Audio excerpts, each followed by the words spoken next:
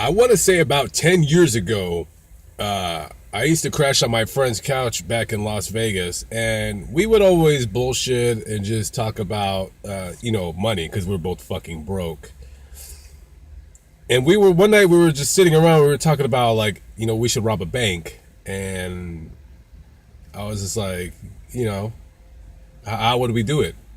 So we were talking about, okay, this is what we would do. And blah, blah, blah. And we were actually getting into a real serious discussion about robbing a bank. And first of all, we had a gun. Well, he had a gun. It was his gun. And, we were in Las Vegas. A lot of freeways, a lot of quick ways to get away.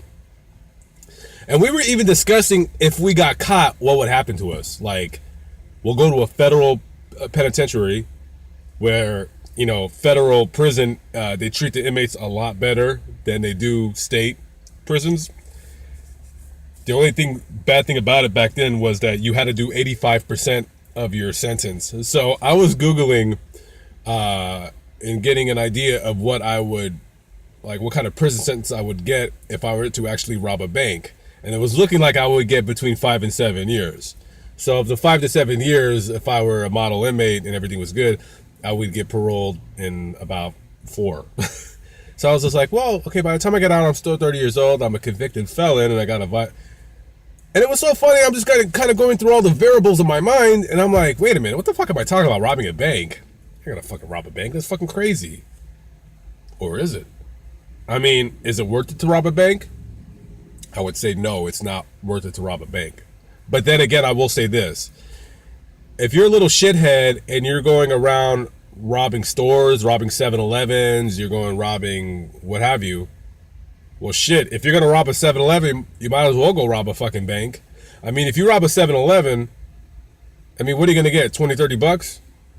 I mean, listen, I used to work at 7-Eleven when I was 21 years old, and I swear to God, one night, there was this guy that we had a wanted poster in the back of the cash register. This guy was going around robbing stores in the area, and guess who walks in on my shift, graveyard shift?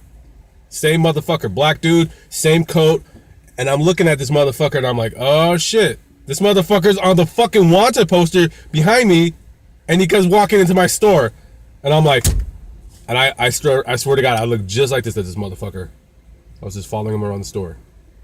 And he see me, right? And he comes up, his motherfucking hands are in his jacket. He comes up to me, and he's like looking at me. He goes, hey, you got any matches? And I was like, yeah. And I'm like feeling under the counter for the matches. And I'm looking right dead in this nigga's eyes. I'm like, yeah. And I threw him on the counter. I'm like, yeah.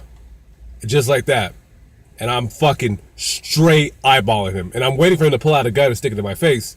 He goes, oh, thanks. And then he walks out. And as soon as he turned the corner, I fucking called the fucking police. I was like, because I didn't know if he was going to come back and rob me or come back and blow my head off. So I fucking called the police. I was like, yeah. I said, this guy, he's wanted for robbing stores around the area. He just fucking walked into my store. So they came in about 5 minutes.